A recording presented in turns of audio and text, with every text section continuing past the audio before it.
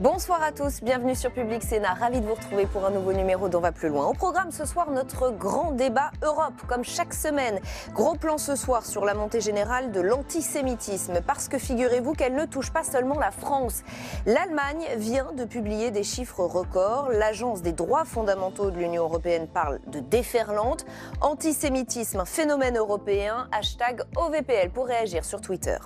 Notre match des idées, il opposera ce soir Agnès Verdier-Molinier à François Calfon. Nous reviendrons sur cette colère des maires dont les villes ont subi de gros dégâts lors des manifs des Gilets jaunes. La facture est salée, 20 à 25 millions d'euros minimum. L'État doit-il payer? Oui, mais l'État, c'est nous. Analyse et débat dans 10 minutes. Et puis l'actualité, c'est aussi le retour dans le débat public de la taxe carbone, celle qui a déclenché la grogne des Gilets jaunes et qui a fini par être abandonnée.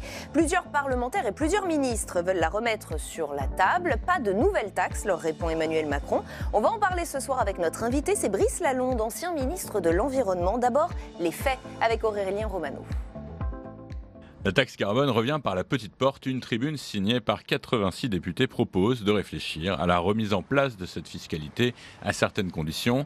L'initiative est soutenue par le ministre de la Transition écologique. Certains au Sénat auraient bien volontiers fait partie des signataires. C'est toute la question du courage politique. C'est un besoin vital.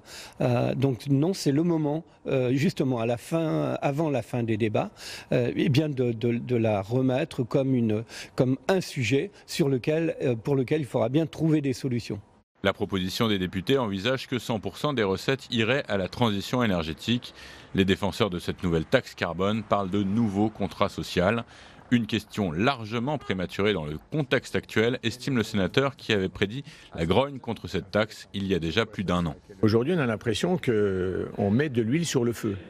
Je pense qu'il faut au contraire prendre le temps du grand débat national, mais le faire à contre-temps comme aujourd'hui, moi je vous le dis, c'est vu comme une provocation.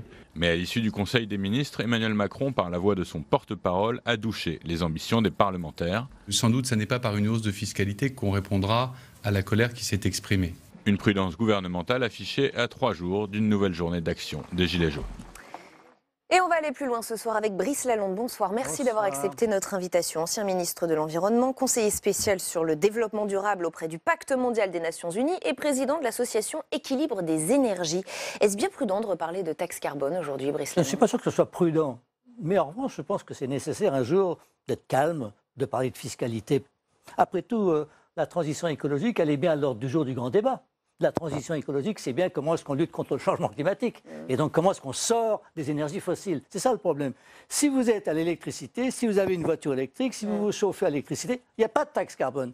Donc, toute la question, c'est comment est-ce qu'on peut aider les Français à passer à la voiture électrique, à passer au chauffage électrique ou en tous les cas à la pompe à chaleur, tous ces moyens qui permettent d'éviter le recours à l'essence, au pétrole, au charbon, etc. C'est ça qu'il faut faire. Alors, ce qui serait formidable, c'est que la voiture électrique soit moins chère que la voiture à essence. Mais comme elle est encore un peu chère et que ce n'est pas si simple que ça de passer de sa voiture, de sa vieille voiture, à la voiture électrique, il faut aider les Français. Alors comment est-ce qu'on fait pour aider les Français? Oui, c'est bien la question, parce qu'on sent qu'ils se sont braqués, les Français. Ça les a froissés, cette affaire de taxe carbone. On a l'impression qu'on ne peut même plus en parler. Oui, c'est ça. Il faut pouvoir... Ils sont courageux, c'est vrai. Il faut pouvoir en parler calmement en disant, écoutez, le problème, c'est comment est-ce qu'on peut s'entraider pour passer donc à l'électricité ou à des voitures, à des modes de chauffage dans sa maison, à l'isolation, pour éviter. Mais comment on fait pour que ce soit compatible avec le budget des Français? Comment on fait pour que ça ne leur coûte pas grand-chose? D'abord en réduisant les taxes ailleurs. Mais il n'est pas question, je pense, pour qui que ce soit d'augmenter les prélèvements obligatoires, les impôts, les taxes. Il faut les réduire quelque part si on veut augmenter ailleurs. Mais surtout, je crois que tout le monde l'a dit, ce qui compte, c'est de rendre l'argent de la taxe aux Français. C'est d'éviter. Surtout, on ne veut pas que ça aille au budget général de l'État, parce que là, c'est perdu. Ça s'en va dans le grand gaspillage généralisé. Et ça, les Français, ils en ont assez, et moi, je pense qu'ils ont raison. Mais si on leur dit, voilà, exactement, ça va aller là, là, là et là, l'isolation, les voitures, le chauffage, remplacer sa vieille chaudière, etc., alors là, peut-être, c'est ça, à mon avis, dont il faut parler au grand débat. Alors, c'est pas tellement... Vous croyez à un résultat du grand débat national en matière de fiscalité écologique? Vous pensez que des idées nouvelles et intéressantes peuvent en sortir? J'espère bien. J'espère bien. Alors, à quoi ça servirait autrement? Et d'ailleurs, moi, tous mes amis participent au grand débat en disant voilà ce qu'on pourrait faire. Par exemple, Je donne un exemple. Beaucoup d'argent de la fiscalité écologique va aux énergies renouvelables. Mais les énergies renouvelables, finalement, quand elles sont électriques, ça ne fait que concurrencer le nucléaire qui est déjà décarboné. Si on disait au contraire, comme maintenant les énergies renouvelables, de toute manière, elles sont à peu près rentables, donc c'est même pas la peine de les soutenir beaucoup. Si on disait non, il faut que cet argent aille plutôt à aider les Français dans leur vie quotidienne, dans leur maison, dans leur transport, alors c'est beaucoup plus facile, c'est beaucoup plus simple. C'est ça qui nous manque. Vous diriez que ce gouvernement a été maladroit, voire malhonnête, en ne disant pas tout de suite ou pas clairement que cet argent de la taxe carbone n'allait pas entièrement, pas à 100% à l'écologie, à la transition écologique? Oui, je pense que c'est maladroit d'avoir fait ça. Je ne dirais pas que c'est malhonnête, je ne sais pas. Mais c'est sûr que l'État veut toujours piquer l'argent partout où il le... Bercy, c'est ça le problème. Nous savons tous que Bercy a toujours besoin d'argent, mais parce que la France est endettée, la France est appauvrie, malheureusement. Donc, essayons de faire en sorte que ça ne coûte pas d'argent aux Français, en effet, mais que ça les aide. Maintenant, il ne faut pas trop embêter les Français, comme je ne sais quelle disait, parce que la France, c'est 1% des émissions de gaz à effet de serre. Notre grand problème, c'est la Chine, les États-Unis, les pays en développement qu'il faut aider. Mais nous pouvons les aider davantage si nous montrons l'exemple et si nous avons des techniques. Regardez la Zoé. Moi, j'adore la Zoé. C'est une voiture formidable. Je veux dire, la plupart du temps, on ne se sert de sa voiture que très peu de temps. Et donc, passons aux voitures électriques, passons au covoiturage. Et là, il y a vraiment un problème que les Gilets jaunes ont montré, c'est que autour des grandes villes, le transport en commun, il n'y en a pas. Globalement, comment vous la trouvez, la politique environnementale, écologique de ce gouvernement? On sait qu'Emmanuel Macron a perdu Nicolas Hulot en septembre dernier. Est-ce que vous diriez même que la crise des Gilets jaunes a provoqué une mise de côté de la politique environnementale? Je dirais qu'elle est confuse, la politique environnementale du gouvernement. Pourquoi confuse? Parce qu'on ne sait pas quel est l'objectif. Parce qu'un jour, on nous dit qu'il faut réduire la consommation d'énergie. Attendez, ça, c'est quelque chose de spécial. Comment on fait? Un jour, on nous dit non, il faut faire des renouvelables. Attendez, ça... Est-ce que c'est ça ou est-ce que la priorité, c'est de lutter contre le changement climatique? Si la priorité, c'est de lutter contre le changement climatique, et pourquoi pas, alors à ce moment-là, il faut sortir des énergies fossiles et tous les autres objectifs sont secondaires par rapport à celui-là. Or là, malheureusement, on n'a pas ça. C'est trop compliqué, c'est le désordre, c'est confus. Les gens ne sont pas d'accord entre eux. Ah non, il faut supprimer le nucléaire. Ah non, ceci. Mais quand vous dites les gens ne sont pas d'accord entre eux, ce sont les écologistes aussi. Mais notamment, en effet, ils font pression pour ci ou pour ça. Donc, à un moment, mais pas tous. Donc il faut aider le gouvernement, et notamment dans le débat, à dire quelle est la priorité de l'écologie en France. C'est la santé des Français, c'est de bien vivre en France, et puis c'est de ne pas dépendre des sources d'énergie carbonées, parce que quand même ça vient de l'Arabie Saoudite, ça vient de la Russie, on n'est pas producteur en France de pétrole, de gaz ou de charbon. Donc essayons d'éviter de dépendre trop des autres. Pardon, mais j'ai envie d'insister sur cette politique écologique, notamment d'Europe Écologie Les Verts. Quelle est votre vision des choses? On n'entend pas beaucoup parler d'écologie dans cette campagne des Européennes qui s'annonce. Yannick Jadot a fait le choix de ne pas prendre la main tendue par certains partis de gauche. Est-ce que vous pensez que sa stratégie est la bonne et qu'il faut que l'écologie soit sans idéologie? Je pense que l'écologie, ça s'adresse à tout le monde. Et je ne suis même pas certain qu'il faille une liste écologiste. Mais bon, admettons. Je pense que tous les partis doivent faire de l'écologie et que les écologistes doivent aider les partis politiques à faire mieux l'écologie. Au fond, l'écologie, maintenant, ça fait partie de tout. Ça fait partie de tout ce que les partis doivent faire. Il y a le social, il y a l'écologique, l'économique, il y a tout ce que vous voulez. Mais à ce moment-là, ça veut dire que tous les partis doivent entrer en compétition pour dire aux Français, nous, on vous le fait mieux et moins cher que les autres. Et donc, il n'y a pas de monopole de l'écologie. Maintenant, Yannick Jadot fait son travail. Je veux dire, après tout, ce n'est pas moi qui vais lui reprocher de vouloir faire de la politique. J'en ai fait beaucoup moi-même. Et donc, on a besoin de gens qui portent l'écologie. Si les autres partis ne le font pas, il faut que les écologistes le fassent, au moins qu'il y en ait un. Brice Lalonde, il nous reste une petite minute. J'ai envie de vous poser une question sur les 3 nominations qu'on a apprises aujourd'hui au Conseil constitutionnel. Jacques Mézard, François Pillet et Alain Juppé, qui va donc quitter la mairie de Bordeaux. Qu'est-ce que vous inspire ce choix d'Alain Juppé, qui va a priori annoncer sa démission de la mairie de Bordeaux demain? Ça veut dire quoi? Ça veut dire qu'Alain Juppé, en quelque sorte, devient un sage. Et donc, est-ce qu'un sage, il ne fait plus de politique, donc active. Il devient un sage et il va juger du droit. Bon, bonne chance, monsieur Juppé. Il a une belle carrière, sa ville est magnifique. Eh bien, on lui souhaite de mener une espèce de nouvelle carrière comme un sage maintenant. Vous faites une analyse politique un petit peu plus fine de ce que vous connaissez d'Alain Juppé, de ce choix? Je pense qu'Alain Juppé n'aurait pas été mécontent d'être candidat à la présidentielle. Il ne l'a pas été. Eh bien, il choisit maintenant de faire autre chose. Un lot de consolation? Je crois que c'est très important. d'être au Conseil constitutionnel. On a souvent besoin d'avoir des sages qui jugent de toutes ces lois qui arrivent sans arrêt, comme ça, à un rythme effréné. Et souvent, il y a des bêtises dans ces lois. Donc, c'est bien qu'il y ait des sages calmes qui disent non, là, il faut retoquer ça c'est bien en revanche. Et ça libère aussi la mairie de Bordeaux. Vous y voyez un candidat? Non. On commence à parler d'Édouard Philippe? Non, je croyais qu'il était au Havre. Merci infiniment Brice Lalonde d'avoir été avec nous ce soir et d'avoir accepté de répondre à toutes nos questions. Ancien ministre de l'Environnement, président de l'association Équilibre des énergies. OVPL continue avec le match des idées. Il va opposer dans un instant Agnès Verdier-Molinier à François Calfon. On va revenir sur ces dégâts liés aux manifs des Gilets jaunes. La facture est lourde, trop lourde pour les élus locaux qui demandent à l'État de les aider. Qui va payer? Qui doit payer? On va se poser la question avec nos invités juste après les explications de Michael Spitzberg. Ils sont à genoux. Après 13 semaines consécutives de manifestations des Gilets jaunes, collectivités et commerçants tirent la sonnette d'alarme. À Dijon, Toulouse, Lille, Saint-Étienne ou Paris, chaque samedi, les commerces souffrent de 20 à 40% de baisse du chiffre d'affaires et des mesures de chômage partiel. Plus de 70 000 salariés seraient impactés, parmi les quelques 5 000 entreprises frappées de plein fouet. Pour y faire face, l'État a mobilisé 38 millions d'euros depuis le 26 novembre dans des dispositifs trop peu connus. Il y a toute une batterie de mesures qui ont été mises en place par l'État, des mesures qui sont très fortes, qui sont aujourd'hui insuffisamment utilisées. On a un dispositif spécifique qui est du coût humain, qui permet aux commerçants de présenter, d'expliquer leur situation et de bénéficier non seulement de décalage d'échéances fiscales, sociales, de TVA sur 20 mois, ce qui est très long, mais en plus, dans les situations de difficulté extrême de trésorerie, de bénéficier d'abandon de charges sociales et fiscales. L'inquiétude touche aussi les élus, car les violences leur coûtent cher, très cher en dégradation. Un bilan les estime aujourd'hui entre 30 et 40 millions d'euros que les collectivités ne veulent pas assumer seules et qui étaient au menu d'une réunion de crise organisée au ministère de l'économie. Nous avons donc demandé une prise en charge totale ou partielle de ces dégradations. Nous souhaitons que les dépenses de fonctionnement engagées pour faire face à la situation soient bien évidemment retirées du périmètre de la contractualisation. Un plan d'action devrait être établi dans les 15 jours par Bercy afin de répondre à l'urgence des conséquences économiques de la mobilisation des Gilets jaunes. Avec nous pour ce match des idées, Agnès Verdier-Molinier, bonsoir, directrice de la Fondation IFRAP, auteur de En marche vers l'immobilisme, et François Calfon, bonsoir, conseiller régional d'Île-de-France, membre du bureau national du Parti socialiste. François Calfon, les maires demandent des indemnisations à l'État au nom de la solidarité nationale. A priori, la demande paraît légitime, sauf que l'État, c'est nous, c'est nos impôts qui payent. Qui doit payer? Déjà, il faut que ça cesse. Au bout de 13 semaines, je pense qu'à prolonger inconsidérément le grand débat, on va prolonger les actes 14, 15, 16, 17.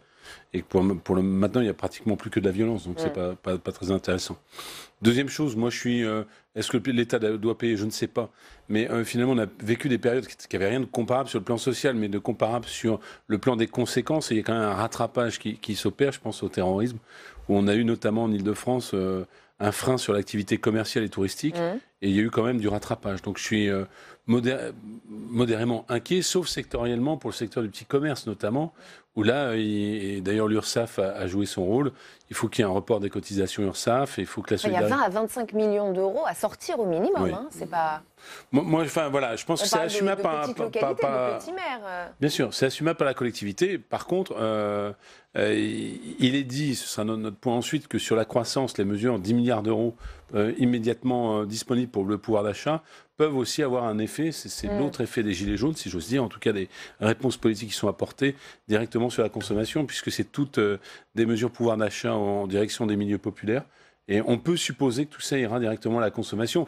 Je ne vais pas refaire le débat parce qu'on l'a déjà fait sur les taux de TVA réduits pour les produits de première nécessité. On peut imaginer que ça va doper un tout petit peu l'activité économique. Bon, ceci étant, c'est préjudiciable. Il faut que la solidarité joue, notamment pour le petit commerce, que le chômage partiel soit débloqué, comme dans toute période d'aléa climatique. Là, c'est un aléa social pour que les entreprises, notamment les plus petites, puissent faire face. Agnès Verdier-Molinier. Alors, sur ce sujet, bon, c'est pas étonnant que les maires râlent, surtout les maires de villes moyennes qui ont des commerces qui sont particulièrement touchés. On a 70 000 personnes aujourd'hui en chômage partiel à cause ce mouvement des Gilets jaunes. On a un chiffre d'affaires qui a beaucoup baissé dans beaucoup de commerces, notamment au mois de décembre, qui est une période très importante pour beaucoup de commerçants, parce que c'est là où on a les ventes de Noël. Et il y a eu certains commerces qui ont baissé jusqu'à plus de 40% de leurs chiffres. Donc évidemment, il y a un impact très fort. Sur l'hôtellerie, il y a quand même un impact très fort aussi. On le voit beaucoup en région parisienne, mais aussi dans les grandes villes en général. Et d'ailleurs, on l'a su, on l'a vu venir, on le sentait, oui, on le savait. On le sentait, et on voit aussi que c'est pas très difficile de voir que les Français ont changé leurs habitudes. C'est-à-dire que le samedi, maintenant, on ne sort pas, ou on sort peu. On réfléchit à deux fois, centres-villes notamment. On se pose la question d'aller faire ses courses. Il y a aussi quand même finalement un frein à la liberté, une atteinte à la liberté de chacun, de sortir de chez lui, d'aller s'acheter sa baguette de pain, d'aller s'acheter faire les soldes ou autre. Et alors, là, il y a une vraie question, parce que on est passé dans une période où c'est plutôt ceux qui sont quand même les plus violents qui sont en train de manifester, et où vous ne savez pas si vous les croisez, si jamais ils vont être agressifs ou pas. Et c'est ça la question finalement. Donc à un moment, il faut pouvoir rassurer plutôt la population pour qu'on reparte sur une vie normale le samedi. Donc certes des aides, mais les aides ça ne changera pas fondamentalement. À un moment, il faut effectivement que ça s'arrête et qu'on sorte de cette spirale où finalement on perd de la croissance. Bruno Le Maire l'a dit, 0,1 point de PIB, a priori, peut-être plus. On y viendra, les chiffres ne sont pas si simples que ça. Ouais, c'est pas si simple de donner des éléments chiffrés pour l'instant, mais ce qui est clair, c'est que c'est dommageable pour l'économie française à ce stade et qu'il faut faire quelque chose. Après, réclamer des aides à l'État, je ne sais pas si c'est la solution. De toute façon, que ce soit les mairies qui paient, que ce soit les collectivités locales en général qui paient avec les régions qui pourraient peut-être aider, etc., ou que ce soit l'État qui paie, globalement, c'est toujours le contribuable français qui paie. Donc, on est dans un système où, au départ, c'est le ras-le-bol fiscal qui met les gilets jaunes dans la rue, et à la fin, c'est les Français collectivement qui vont payer l'addition. Et ça, c'est pas acceptable.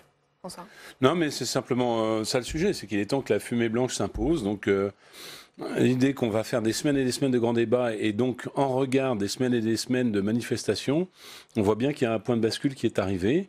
D'autant que ça bloque un certain nombre d'autres sujets. L'assurance chômage, même si la discussion a lieu en même temps, la question des retraites, et pourquoi pas une nouvelle équipe territoriale. Ce qu'il faudrait, moi je l'ai déjà dit plusieurs fois, c'est qu'on n'est pas simplement un gouvernement qui propose un certain nombre de choses à l'issue finalement du grand débat, mais qu'il y ait une grande négociation sociale qui s'ouvre. Négociation sociale, c'est pas simplement le gouvernement et les syndicats, mais l'ensemble des parties prenantes, notamment sur finalement une meilleure répartition des services publics dans les territoires, puisque c'est quand même d'abord aussi une mobilisation territoriale. Mais à mon sens, les élus qui sont responsables de ce pays devrait réclamer qu'on réunisse l'ensemble des acteurs publics et que l'ensemble des acteurs publics se penchent sur la question de mieux gérer notre système public en général. Parce qu'on a quand même un problème en France. Le mouvement des Gilets jaunes, il arrive de cette surfiscalité qui est liée à une surdépense publique. Donc la surdépense publique, elle est partout. Elle est dans les communes, elle est dans les intercommunalités, elle est dans les régions, elle est dans les départements, elle est au niveau de l'État, elle est au niveau de la Sécu. Et là, pour l'instant, réclamer des subventions et des aides, c'est bien. Se pencher sur le vrai mal qui ronge la France et qui fait qu'à la fin, il y a une crainte de finalement perdre du PIB par habitant, perdre de la richesse par habitant, la crainte du déclassement qui finalement a irrigué dans l'ensemble de la population, est aussi complètement liée à ce problème de gestion publique. Donc les élus locaux devraient réclamer qu'on réunisse vraiment l'ensemble des acteurs publics sur cette question, comment baisser la dépense publique, comment mieux gérer nos services publics, comment réorganiser. Alors justement, quel choix opérer dans les missions publiques. Et ça, on a l'impression qu'on est toujours un peu dans. Mais il n'y a pas trop de corps intermédiaires finalement, parce que on a un grand débat où, très bien, il est plus ou moins organisé, plus ou moins orienté, plutôt plus que moins d'ailleurs. Mais maintenant, il est temps que l'ensemble des corps intermédiaires finalement disent ce qu'elles ont dans le ventre et ce qu'elles fassent. C'est le deuxième chapitre de ce match, puisqu'effectivement le gouvernement entame une réforme qui risque de faire des vagues, celle de la fonction publique. Le secrétaire d'État Olivier Dussopt présentait aujourd'hui le projet aux syndicats. En voici les quelques axes. Création d'un nouveau type de contrat pour encourager notamment le recours aux contractuels, imposer les 35 heures effectives à tous les fonctionnaires, réduire la masse salariale en proposant des ruptures conventionnelles ou encore des congés de transition professionnelle. Alors officiellement, l'objectif de suppression de 120 000 postes n'est pas abandonné, mais vous allez le voir, il a du plomb dans l'aile. Écoutez Olivier Dussopt il y a quelques jours sur Public Sénat. Ça reste un objectif, mais le Premier ministre l'a dit lui-même sur un autre plateau, il y a 48 heures, ça n'est pas un totem. Ça n'est pas l'alpha et l'oméga et nous ne levons pas le matin avec cet objectif. Mais par contre, nous sommes convaincus de deux choses. La première, c'est qu'on peut garantir une qualité de service partout sur le territoire en réalisant des économies, et donc, y compris en ne remplaçant pas certains départs. Ce n'est pas un plan de licenciement dont on parle. C'est du non-remplacement de départ à la retraite. Il y a 150 000 départs à la retraite par an.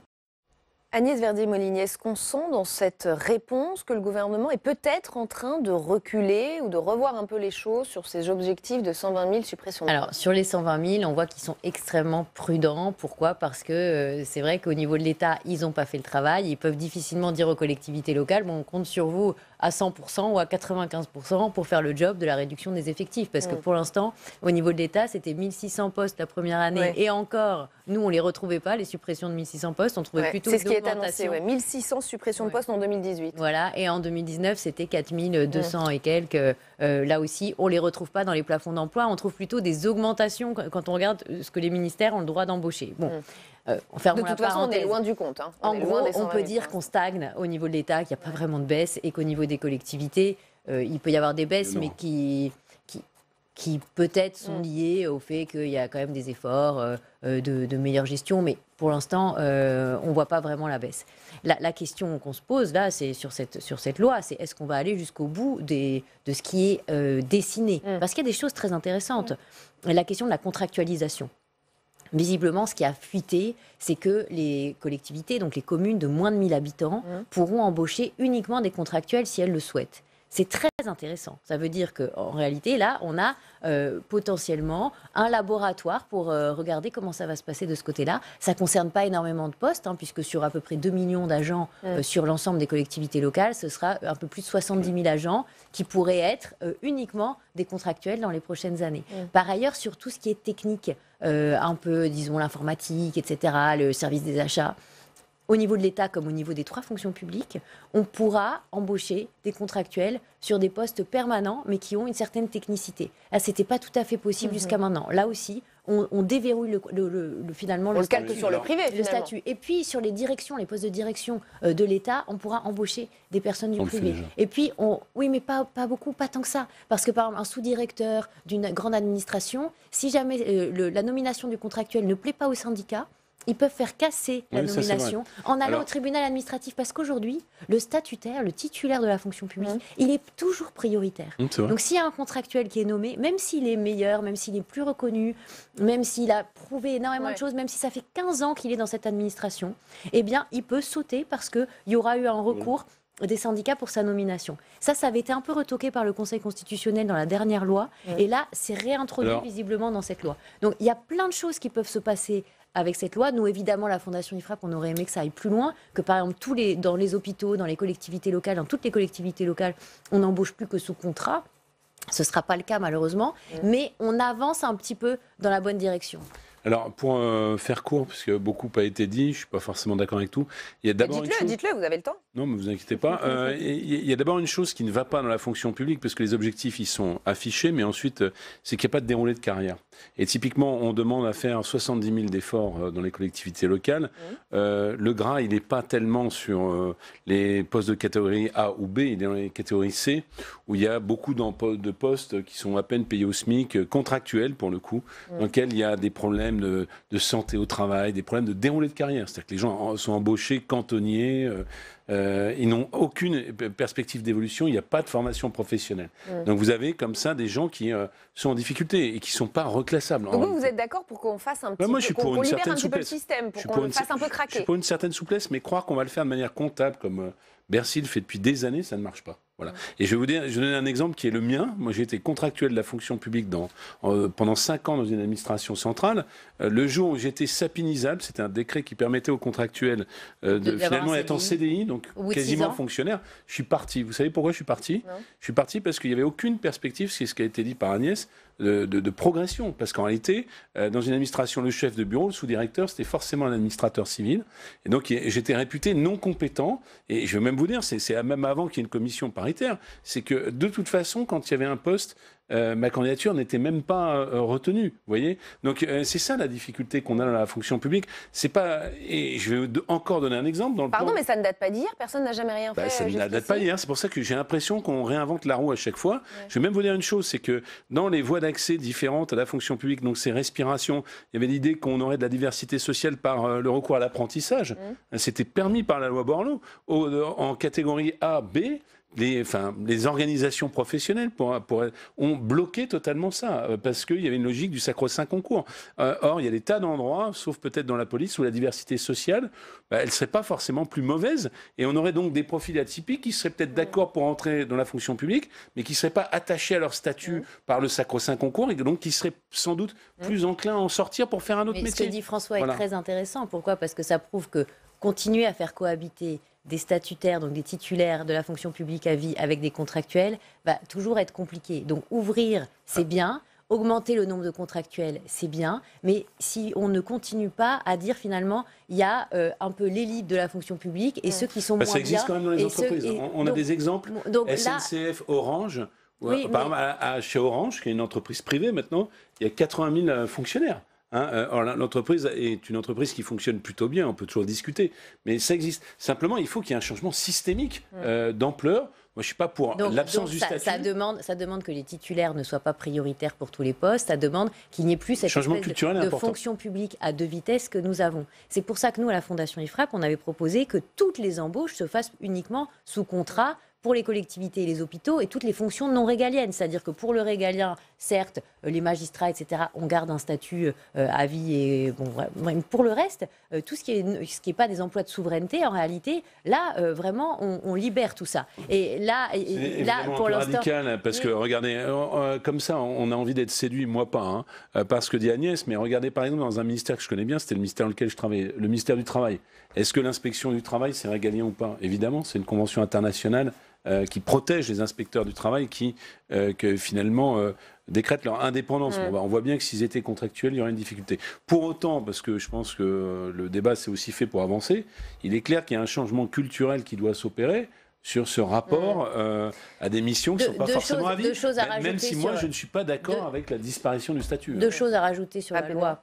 D'abord, les commissions administratives paritaires auront moins de pouvoir sur la mobilité, sur les mutations des agents. C'est très important. Pourquoi ? Parce que dans certains ministères, en fait, il y a une cogestion avec les syndicats qui est vraiment réelle et qui fait que finalement, ce sont les syndicats qui ont énormément d'impact dans la carrière des agents. Et si vous n'êtes pas syndiqué, vous ne pouvez pas avoir le poste que vous voulez, etc. etc. Donc ça c'est quand même un peu compliqué à gérer. Il n'y a pas aussi l'évaluation des agents tels que... Rapidement, j'ai un dernier chiffre. Et l'autre chose, c'est le sujet du temps de travail que vous avez évoqué, qui est très important. Pourquoi ? Parce que dans beaucoup d'administrations, on est en dessous des 35 heures en réalité, et pourtant les agents sont bien payés à des temps pleins.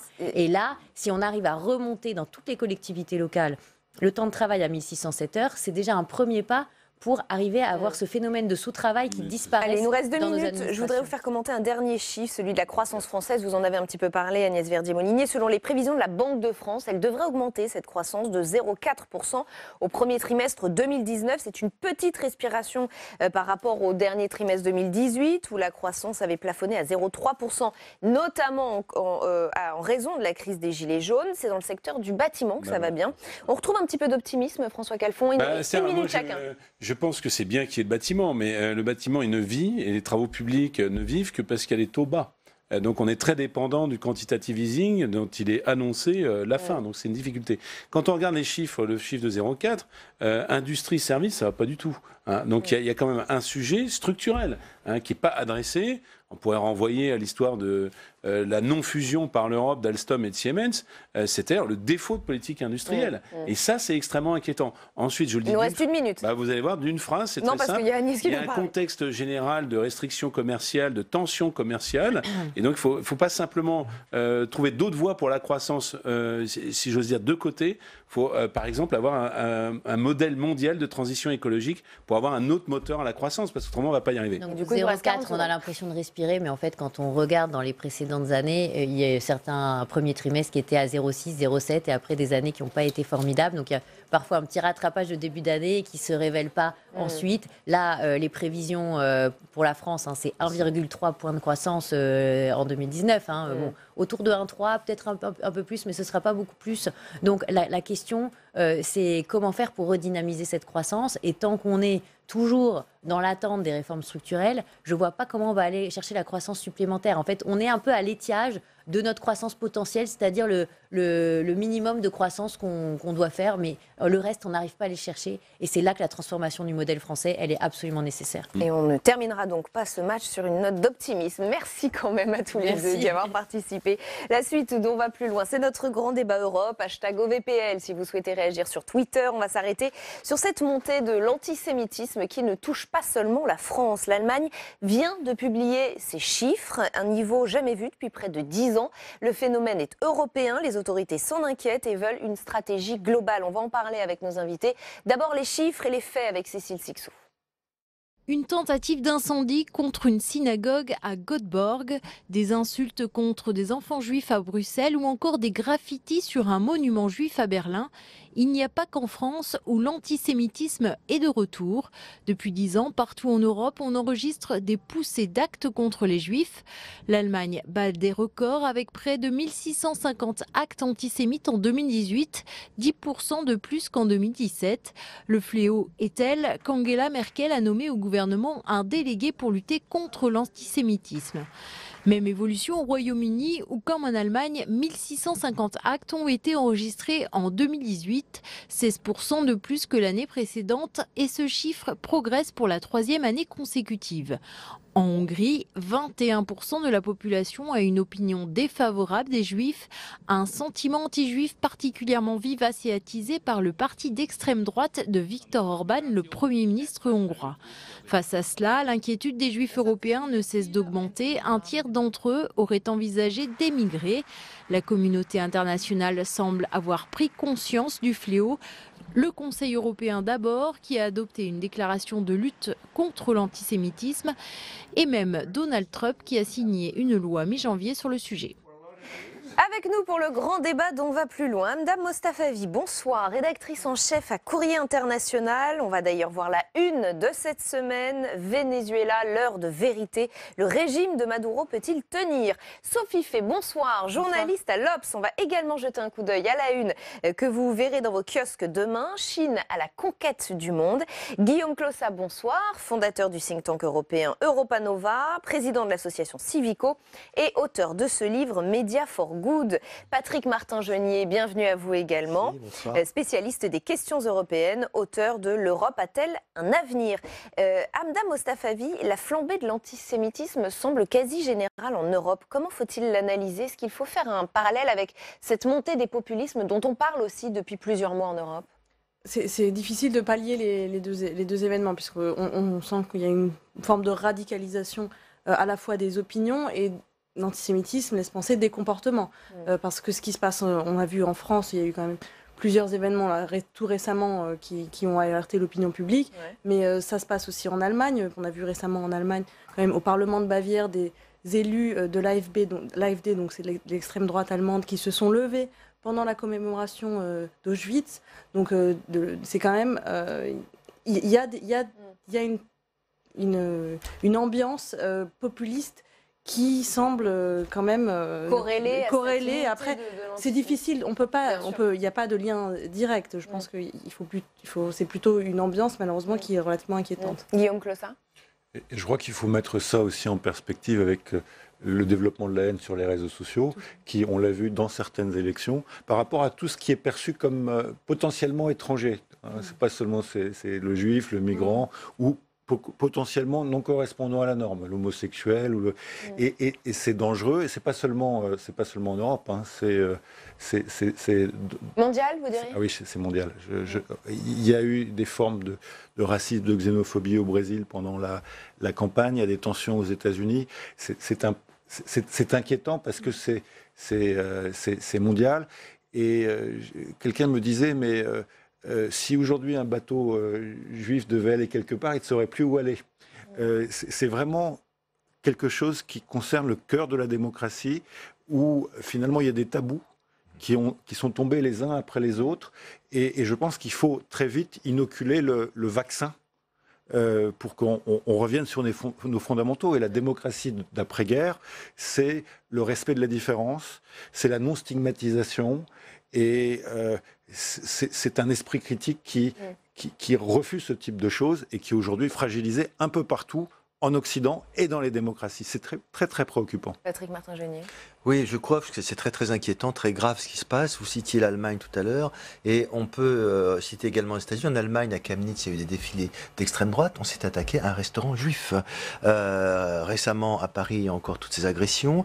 Il y a une libération. Et même en Grande-Bretagne, ce qui est extraordinaire, c'est que le Parti travailliste aujourd'hui est rongé par l'antisémitisme. Je lisais récemment des enquêtes internes au Parti travailliste, plus de 600 enquêtes pour des faits d'antisémitisme allégués au sein du Parti travailliste. Des exclusions sont en cours, des pressions sur une députée, Luciana Berger, contre laquelle on voulait voter une motion de défiance à Liverpool dans sa circonscription, et qui a été retirée au dernier moment parce qu'il y avait des soupçons d'antisémitisme. Donc c'est grave. On arrive dans des partis politiques, dans des démocraties où on a ce genre de phénomène, et qui est lié globalement à la montée de l'intolérance et de la violence verbale. Parce que, comme vous disiez, sans corréler entre le discours politique qui est de plus en plus violent et les actes d'antisémitisme, tout de même, on s'aperçoit que cela libère les actes violents. Regardez les attentats contre la synagogue de Pittsburgh au mois d'octobre 2018, où c'est un suprémaciste blanc qui a provoqué cet attentat, qui a tué 11 personnes.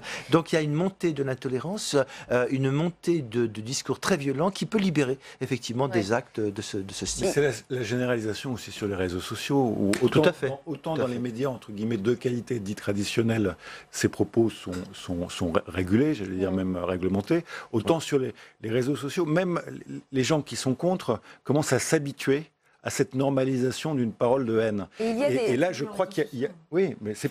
c'est des politiques aussi, comme Donald Trump aux États-Unis ou Salvini, qui sont dans un discours de haine et d'opposition des gens. Ça banalise aussi. Voilà. Alors, il y a des pays où l'antisémitisme est plus vivace qu'ailleurs. On va juste avancer parce que Sophie Fay n'a pas encore parlé. Il y a effectivement des pays où l'antisémitisme est plus vivace qu'ailleurs, peut-être aussi parce qu'il est effectivement relayé ou alimenté par des partis politiques. Et je vais vous prendre 3 exemples.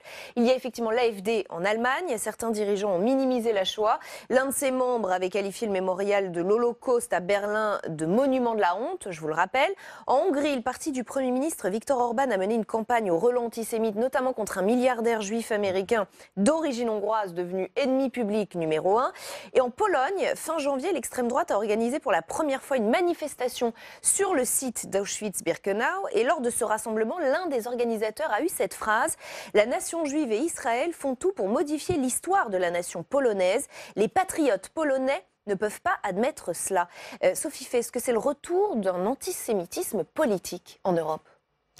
Clairement, on peut le dire, on le voit. Et puis, on a l'impression qu'on a complètement oublié les fondements de cette Europe. Il y a un très bon roman qui est sorti là, au début de l'année de Robert Menas, qui est un écrivain autrichien, qui a passé 6 ans à la Commission, qui s'est immergé dans la Commission pour essayer de raconter la vie quotidienne des commissaires et des fonctionnaires et des lobbyistes, de toute cette petite communauté à Bruxelles. Et il finit avec il y a un de ses personnages, il essaie de comprendre pourquoi l'Europe ne fonctionne pas alors que c'est une si belle idée. Et il y a un de ces personnages qui finit par dire il faudrait déplacer la capitale de l'Europe, refaire une ville nouvelle à Auschwitz pour que les gens se souviennent pourquoi elle existe cette Europe, pourquoi Jean Monnet l'a voulu, pourquoi elle est là, parce que plus jamais ça, plus jamais Auschwitz. Et quand on voit ce qui se passe, ce qui se dit aujourd'hui, c'est absolument effrayant. On ne pensait pas... Enfin, on ne pensait pas le revoir et c'est... Est-ce qu'on peut faire un lien avec la crise financière de 2008 ? Est-ce qu'on est en train de vivre aussi les conséquences d'une crise financière, économique majeure qui a mis... Parce que c'est souvent lié, l'antisémitisme naît aussi à partir d'un terreau social... Moi, j'irais un stade plus haut. C'est le fait que nous avons été élevés dans un monde dominé par l'Occident avec des repères très clairs, et la mondialisation, avant même la crise économique et financière, le rééquilibrage du monde a ébranlé les valeurs et les droits de l'homme que moi je pense universelle, mais que beaucoup ne pensent plus universelle. Et cet ébranlement, en fait, est cause elle-même de racisme. Et on le voit même avant la crise. On voit en Pologne la remontée de l'antisémitisme dans les années. Le gouvernement de Donald Tusk n'avait pas facilité la création d'un musée de la mémoire juive en Pologne. C'était avant la crise. Enfin, les gouvernements libéraux. Et l'antisémitisme en Hongrie et en Pologne a persisté et il n'y a pas eu le travail de mémoire qui aurait dû être fait. Donc il faut se méfier aussi de la crise. Oui, la crise a accéléré, elle a libéré une parole, mais aussi on est rentré à partir de 2001 dans une période sécuritaire où finalement la sécurité a primé sur les droits de l'homme. Indépendamment de la crise, on voit dans plusieurs pays d'Europe en même temps, je crois qu'on parlera de la Catalogne tout à l'heure, une volonté de réécrire l'histoire. Et en Pologne, ils sont en train de réécrire leur histoire pour essayer d'effacer ce chapitre, de tout mettre sur le dos de l'Allemagne et d'effacer ce chapitre de la Deuxième Guerre mondiale, de leur histoire. Alors, on va effectivement poursuivre sur ce fil rouge. L'Europe ce soir, ce sont aussi ces nouvelles tensions provoquées par l'Italien Antonio Tajani. Il est le président du Parlement européen. Et dimanche dernier, lors d'une cérémonie de commémoration, il a déclaré ceci. Longue vie à Trieste, vive l'Istrie italienne, vive la Dalmatie italienne. Alors cette phrase a jeté un froid en Europe et a surtout provoqué la colère de ses voisins croates et slovènes. Le Premier ministre conservateur croate s'est dit extrêmement mécontent. Son homologue slovène a parlé d'un révisionnisme historique sans précédent. J'ajoute cette réaction de la présidente croate, elle aussi pourtant membre du PPE, Parti populaire européen, auquel appartient M. Tajani. De telles déclarations ne facilitent pas la réconciliation, la coexistence et les valeurs de civilisation sur lesquelles l'Union européenne a été construite. Fin de citation. Tout petit rappel historique et géographique, on va voir une carte. Effectivement, durant la période fasciste, les régions dont on parle ont subi ce qu'on appelle une italianisation forcée, annexion par l'Italie pendant la Seconde Guerre mondiale, puis libération. Bref, les propos de Tajani font référence à un certain nationalisme et impérialisme italien. Et rappelons que Tajani est le bras droit de Berlusconi. Comment vous voyez ce dérapage, Madame Mostafavi ? C'est aussi un dérapage assez inquiétant. Enfin, c'est à la fois, il y a deux aspects. Que le président amène cette question c'est des questions très italiennes en fait. En ce moment, l'Italie est dans une exaltation d'un nationalisme quand même assez effrayante. On voit tout le jeu qu'a fait Salvini, le ministre de l'Intérieur, vis-à-vis de la France, vis-à-vis de Macron. Ça se rajoute à ça. Donc pourquoi amène-t-il maintenant on sait qu'on est dans la perspective des Européennes. Il amène une dimension encore de division. Dans un moment il réveille de vieux démons. Voilà, il réveille de vieux démons, clairement. Je pense il s'agit là aussi de détourner peut-être l'attention de ce qui se passe en Italie, de la récession, des autres problèmes de l'Italie. Mais c'est un jeu dangereux. Ça peut monter en époque. Ce qui est intéressant de voir, nous, vous savez, à Courrier International, on suit ce que dit la presse. Ce qui est intéressant de voir, c'est que la presse italienne a essayé de minimiser ses propos en disant c'est un peu normal, on a une ancienne romance avec la Dalmatie et l'Istrie, c'est un amour perdu. Donc c'est intéressant de voir que dans la presse aussi, il y a une sorte de banalisation aussi de ce type de propos. Patrick Martin-Genier. Oui, tout à fait. Je crois qu'il y a une tentative. De nouveau, on parlait réécrire l'histoire. De nouveau, on veut réécrire l'histoire, car ces régions ont subi les effets du fascisme tout de même, et donc il y a eu des atrocités qui ont été commises. Et le fait, en fait, on parlait tout à l'heure de l'antisémitisme, c'est Simone Veil qui a été la première présidente du Parlement européen élue au suffrage universel direct, elle a été le symbole de la réconciliation en Europe, et d'un seul coup, on a des responsables politiques qui tiennent des propos complètement irresponsables pour le coup, qui tentent... Président du Parlement européen. Crier l'Istrie italienne, c'est une insulte à toutes les victimes du fascisme, bien évidemment, et peut-être après également de Tito, qui a voulu mettre son autorité politique sur ces différentes régions, mais on ne réécrit pas l'histoire de cette façon. Il y a des victimes, et on se doit, surtout lorsqu'on est président du Parlement européen, de réconcilier l'Europe et de se dire il faut rendre hommage à toutes les victimes, quelles qu'elles soient, sans en faire une espèce de surenchère nationaliste et irrédentiste. C'est tout à fait inacceptable, et d'ailleurs, il n'a toujours pas à présenter ses excuses formelles, même s'il a dit regretter ses propos. Plus ou moins le lendemain, Guillaume Clossard. Je pense que dire vive l'Istrie italienne, vive la diplomatie, la Dalmatie italienne, quand on est président du Parlement européen, c'est impossible. C'est inacceptable. Parce qu'on est le représentant de l'ensemble des citoyens européens, et donc on ne peut pas diviser.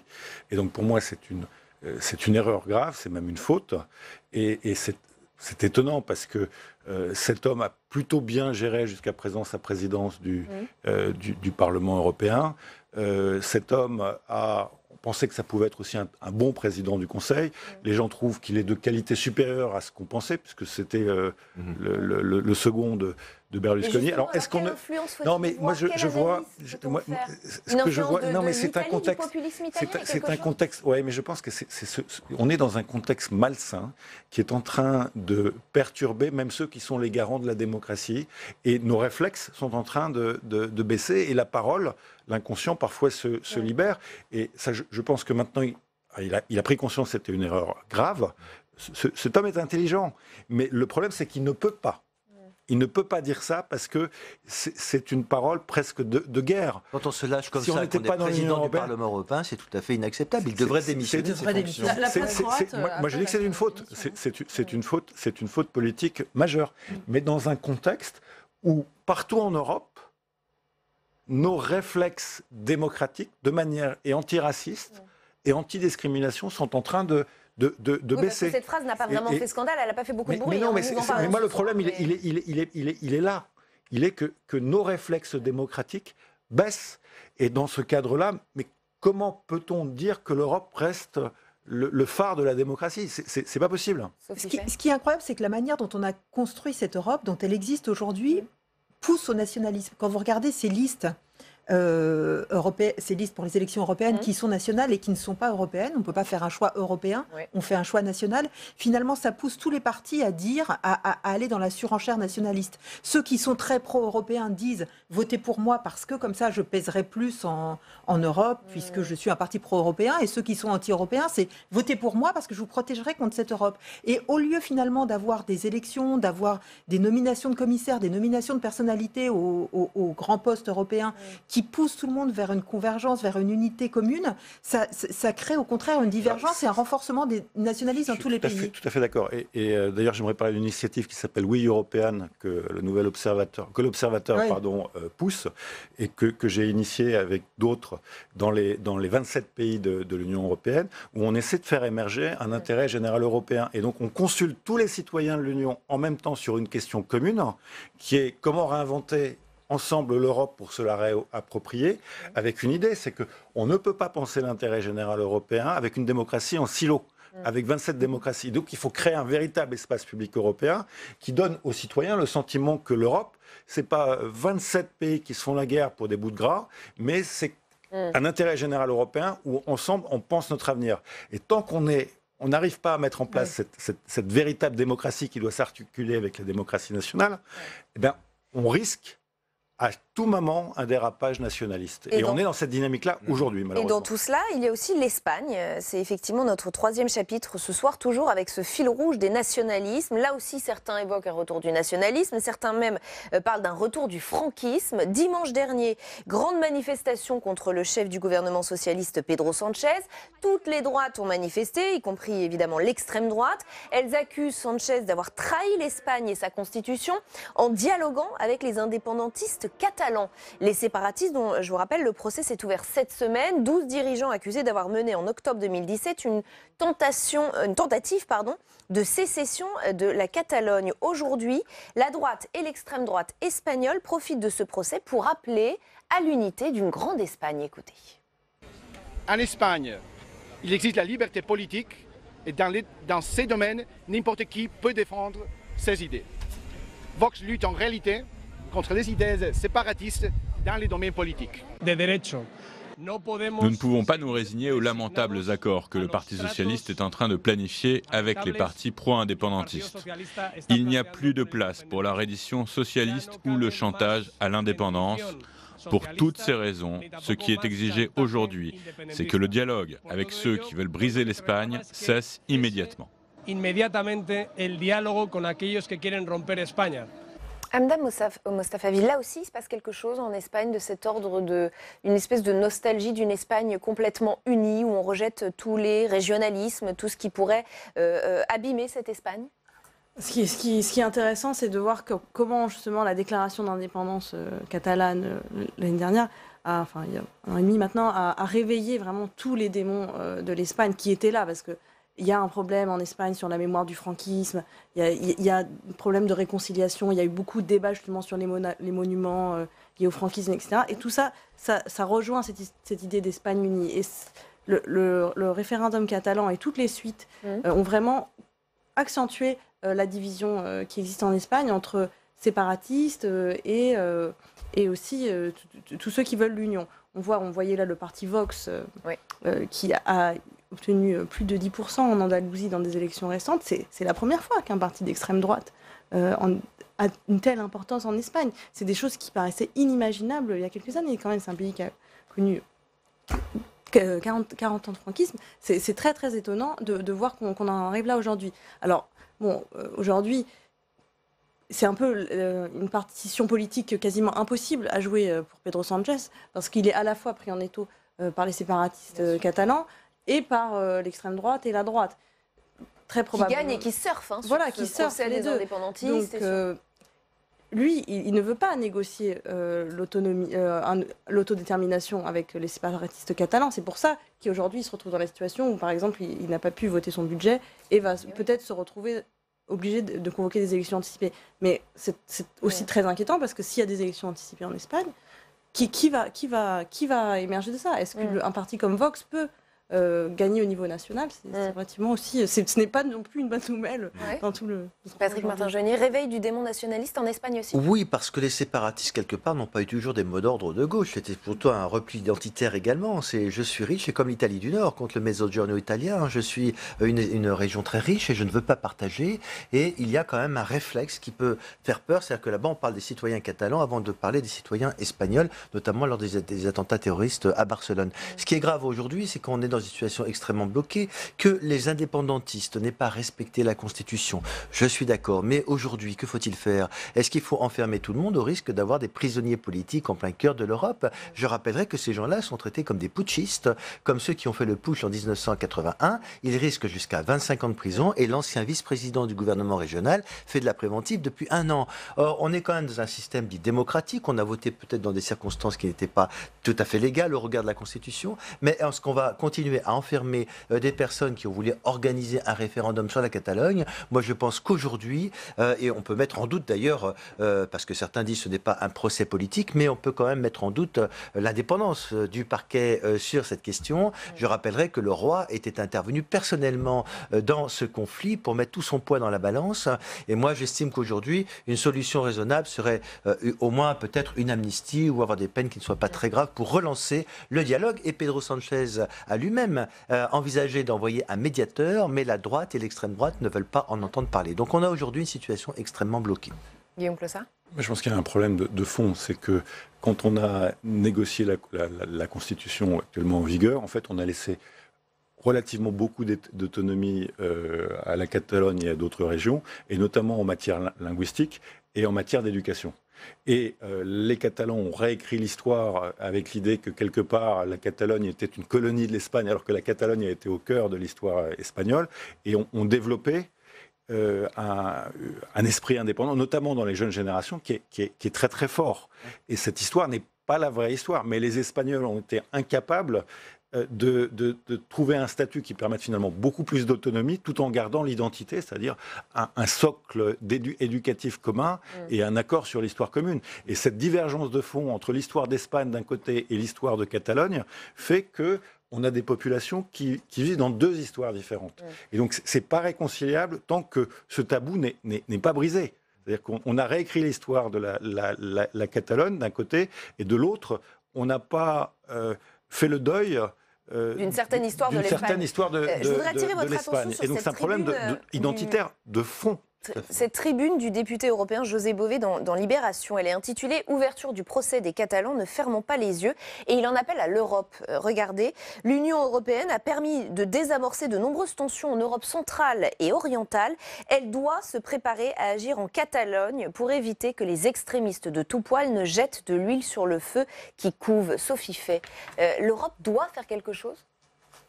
Je ne sais pas très bien ce qu'elle peut faire sur le plan institutionnel, hein, je ne suis pas assez spécialiste, mais c'est vrai que tout à coup, voir ce parti d'extrême droite dont on ne pensait même pas qu'il pourrait ressusciter un jour en Espagne. C'était vraiment... c'est un tabou complet, quoi. Ouais. Et le voir utiliser ce procès, se porter partie civile et utiliser ce procès pour se faire de la publicité, gonfler ses rangs, c'est complètement incroyable. Alors, et c'est vrai que l'Europe pourrait au moins relancer l'appel au dialogue. S'ils ne se parlent pas, s'ils ne retrouvent pas une histoire commune, s'ils ne réussissent pas à reconstruire quelque chose, on va aller vers quoi? De toute façon, l'absence de dialogue n'est pas une solution et l'antagonisme entre les uns et les autres n'est pas possible. Tout à fait. Vous avez tout à fait raison, mais la Commission européenne, M. Juncker, a fermé la porte dès le début. Il a dit qu'il ne souhaitait pas s'intégrer parce qu'il y a une peur de l'Union européenne, c'est qu'il y ait une désagrégation de l'Europe et que tout le monde parte effectivement dans des séparatismes. Et l'Europe a été très ferme. J'entends bien, mais ça profite au nationalisme espagnol. Alors il va falloir quand même que l'Europe se pose la question. L'Europe ne veut pas se mêler des affaires constitutionnelles internes à l'Espagne, donc elle évite de mettre son pied dans cette affaire. C'est un piège. Et Emmanuel Macron a lui-même été très clair sur ce point en soutenant dès le début Mariano Rajoy, qui était Premier ministre à l'époque. Elle l'a fait finalement dans la relation entre l'Irlande, entre le Royaume-Uni et l'Irlande, et donc pour gérer la relation de l'Ulster. Et elle a eu un impact très positif. Mais les deux parties prenantes étaient demandeuses de l'Europe, et ça s'inscrivait dans une dynamique d'intégration finalement à l'Union européenne pour que le marché européen fonctionne. Donc c'était légitime, et ça a plutôt bien fonctionné. Et l'intégration des pays de l'Est aussi a bien fonctionné, parce qu'il y avait beaucoup de différends entre les différents pays, et la dynamique d'attraction et la volonté d'être européen a aplani les relations entre la Hongrie et la Roumanie, etc. Donc ça a eu un rôle très très positif. Mais c'est facile à faire quand on est dans une dynamique d'intégration ou de mise en œuvre d'un marché. C'est beaucoup plus difficile à faire quand on touche les affaires constitutionnelles d'un pays, alors qu'il n'y a pas de compétences européennes évidentes sur le sujet, ni de dynamique de droit. Oui, surtout que le risque, c'est que l'Union européenne ne veut pas avoir l'air d'encourager ces régionalismes, parce que le paradoxe, c'est que toutes ces régions, c'était le cas avec l'Écosse quand elle a voulu se séparer du Royaume-Uni, c'était le cas avec la Catalogne, c'est que c'est des régions qui sont pro-européennes, qui en fait rêvent d'être dans l'Europe, mais sans leur pays mère, entre guillemets. Donc si l'Union européenne a l'air d'une manière ou d'une autre d'encourager ce processus, même juste en intervenant, ça ouvre la porte justement à tous les régionalismes dans toute l'Europe. Sauf que l'Europe est en train d'assister impuissante à une autre montée, celle des nationalismes. Oui, tout à fait. Elle ne peut rien faire. Elle a été construite pour lutter contre cela et elle n'y arrive pas. Oui, c'est la négation même des valeurs de l'Union européenne qu'on a tendance à oublier. Le populisme, le nationalisme, on l'a bien vu. Derrière le langage du Premier ministre hongrois, M. Orbán, il y a un discours d'exclusion, il y a un discours antisémite. Vous disiez, M. Soros, qui est un milliardaire d'origine américaine, est obligé de quitter la Hongrie. Donc il y a un discours extrêmement violent, et tout cela, M. Salvini pour ne pas le citer. Donc ce qui est inquiétant aujourd'hui, on nous parle du populisme, du nationalisme, et on est en train de nous dire oui, le populisme finalement, c'est les peuples qui veulent cela. Mais derrière, il y a un langage qui est extrêmement dangereux, et on voit bien que Salvini, par exemple, veut constituer un parti souverainiste pour remporter si ce n'est une majorité, en tout cas, des sièges très importants au Parlement européen. Mais l'Europe pourrait aussi avoir une voix forte. C'est ça, il manque une voix européenne forte pour le rappeler aux Espagnols, à tous les Espagnols, qu'ils soient madrilènes ou catalans. J'avais fait il y a quelques années un voyage avec l'IEC, l'école de commerce de Catalogne, qui a invité des journalistes français parce que ils voulaient absolument recruter des Européens pour grossir. Donc leur marché, c'est toute l'Europe. Et donc on était parti en Chine voir des Français, des Néerlandais, de tous les pays. La solidarité européenne, ça peut pas être du courant alternatif, quoi. Ça peut pas être on la prend un jour, on la prend plus un autre jour. Donc il faut qu'il y ait un dialogue. Et on doit s'arrêter là. Merci à tous les quatre d'avoir participé à ce grand débat spécial Europe. Fin de cette émission. Moi, je vous retrouve demain en direct à 18h sur Public Sénat. Je serai aux côtés d'Oriane Mancini pour Dialogue Citoyen. On va faire dialoguer pendant 1h30 des sénateurs et des Français sur différents sujets. Crise de la démocratie, fracture territoriale, pouvoir d'achat. Notez bien ce rendez-vous. Donc en direct à 18h, Dialogue Citoyen demain sur Public Sénat. Et puis comme tous les jours, vous retrouvez Territoire d'Info. Et l'invité demain sera Marlène Schiappa, secrétaire d'État chargée à l'égalité entre les femmes et les hommes et la lutte contre les discriminations. Très bonne soirée, restez au cœur du débat.